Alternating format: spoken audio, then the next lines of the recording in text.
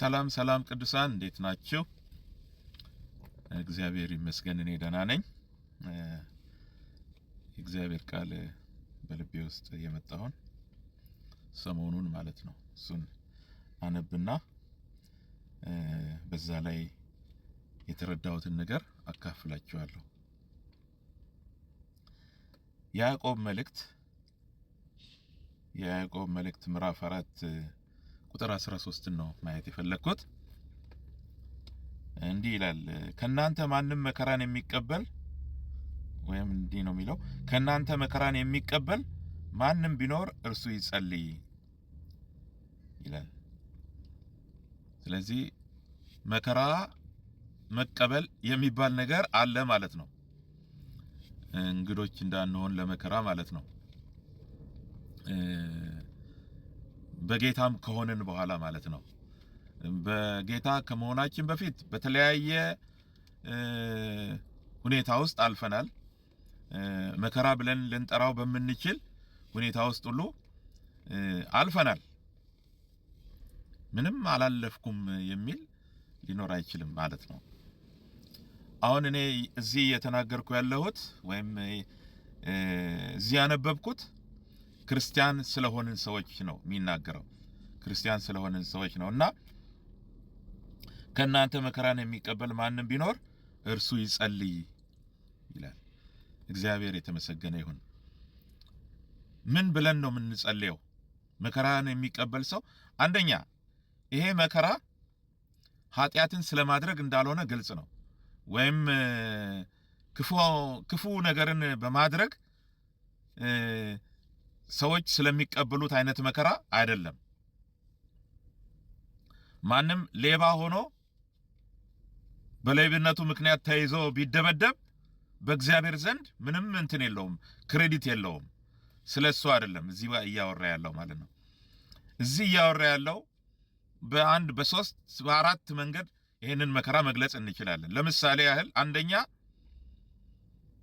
ወንጌልን ስለመስበክ ማለት በቃል የጌታ የኢየሱስ ክርስቶስን ወንጌል ኢየሱስ ያድናል፣ መዳን በእርሱ እንጂ በሌላ በማንም የለም፣ ሌላው በሙሉ ውሸት ነው እያልን እውነተኛውን የእግዚአብሔርን ቃል ሰዎች እንዲድኑ በመናገራችን ምክንያት ንስሐ ግቡ እያልን በዚህ ምክንያት ስለ ጌታ ኢየሱስ ክርስቶስ ስምና ስለ ወንጌሉ ችግር የሚያደርሱብን መከራም ሊያሳዩን የሚችሉ ሰዎች ይኖራሉ ማለት ነው። አንዱ እሱ ነው። ሌላው ወይም በሌላ አገላለጽ ይሄኛውኑ ስመለስበት በዚህ ስም አትስበኩ፣ በዚህ ስም የሰበካችሁ እንደሆነ እያለ ሊነሳብን ይችላል ማለት ነው። ሌላው ስለ ጽድቅ ደግሞ ስለ ጽድቅ አሁን ስለ ወንጌል መስበክ ሳይሆን ሕይወታችን ራሱ ከማያምኑ ሰዎች ጋር በማይመች አካሄድ ላለመጠመድ የጌታ ነገር ላይ ሙጥኝ ብለን በምንኖርበት ጊዜ በዛ ምክንያት መከራ ልንቀበል እንችላለን። ሊያገሉን ይችላሉ። ጓደኞቻችን፣ የምንወዳቸው የምናውቃቸው የሥራ ባልደረቦቻችን ሊሆኑ ይችላሉ። በትምህርት ቤት ሊሆን ይችላል። በአጠቃላይ በሰፈር ውስጥ ሊሆን ይችላል። መገለል፣ መገፋት፣ በእኛ ላይ ክፉ ወሬ ማውራት፣ ብዙ ነገር ሊኖር ይችላል። ይሄም ራሱ አንድ መከራ ነው። ሌላው ደግሞ በግፍ መከራን መቀበል የሚባል አለ። ይሄ በግፍ በተለይ በሐሰት ምስክር ምክንያት ምንም ሳናደርግ ማለት ነው ይሄንን አድርጋችኋል፣ እንዲህ አይነት ወንጀል ሰርታችኋል ተብሎ በውሸት ማለት ነው መከራን ልንቀበል እንችላለን ማለት ነው። እግዚአብሔር የተመሰገነ ይሁን። ሌላው ደግሞ በአጠቃላይ ተፈጥሮ ራሱ ምድር አሁን ያለችበት ሁኔታ ምድር ያው እንደምታውቁት አሜከላ ያበቀለች ነው።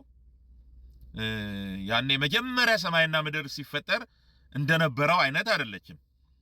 ከአዳም ውድቀት ጀምሮ እሷ ራሷ ተበክላለች፣ ረክሳለች እና የተለያዩ ነገሮች ሊኖሩ ይችላሉ። የተፈጥሮ አደጋ ሊሆን ይችላል። እንዳለ ሲመጣ የሆኑ ነገሮች ሊደርሱብን ይችላሉ ማለት ነው። መቸገር፣ የተለያየ ነገር መፈናቀል ሊሆን ይችላል በዝናብ በጎርፍ ምክንያት እና በመሬት መንቀጥቀጥ፣ እነዚህ ነገሮች ሊደርሱብን ይችላሉ። 4 ነገር ነው የነገርኳችሁ ማለት ነው። በእነዚህ ምክንያት ለሚደርሱብን ነገሮች ጸልዩ ነው የሚለው። ስለዚህ ምን ብለን እንጸልይ? ምን ብለን እንጸልይ? እግዚአብሔር በውስጣችን እንደሚያመጣው እንደ እግዚአብሔር ሐሳብ እንጸልያለን። ጽናት ስጠን ከሆነ መጽናት እንድንችል፣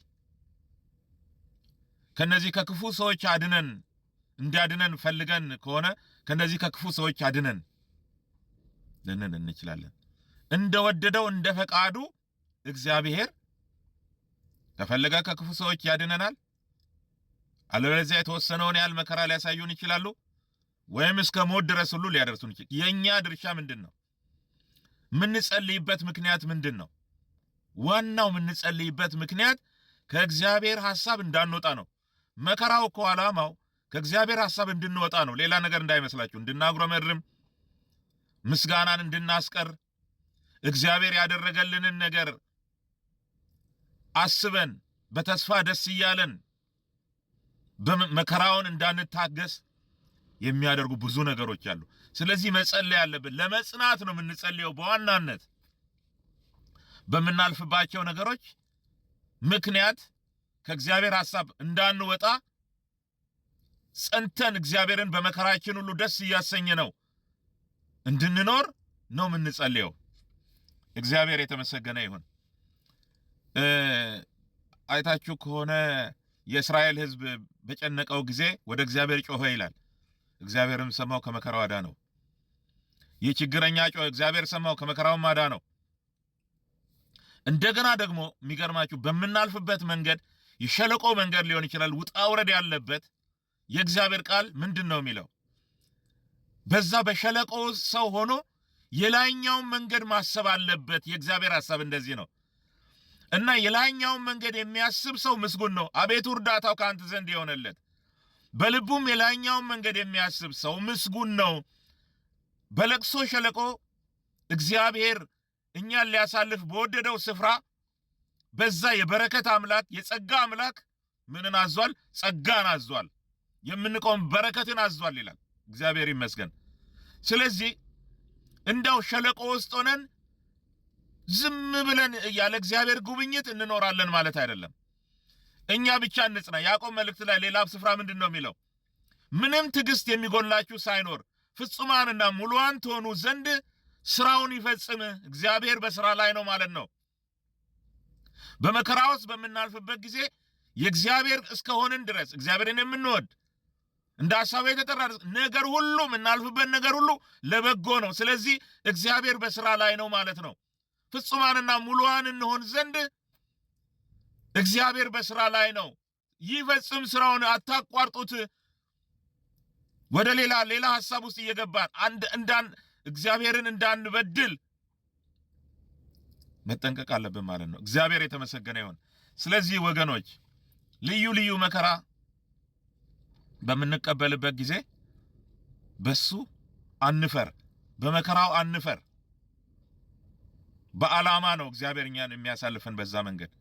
እግዚአብሔር የተመሰገነ ይሁን። ይህችን መልእክት በማለዳ እግዚአብሔር በልቤ አምጥቷል። እንግዲህ ስሟት። እግዚአብሔር ይባርካችሁ። ክፍሎቹን ሄዳችሁ ለማንበብ ሞክሩ።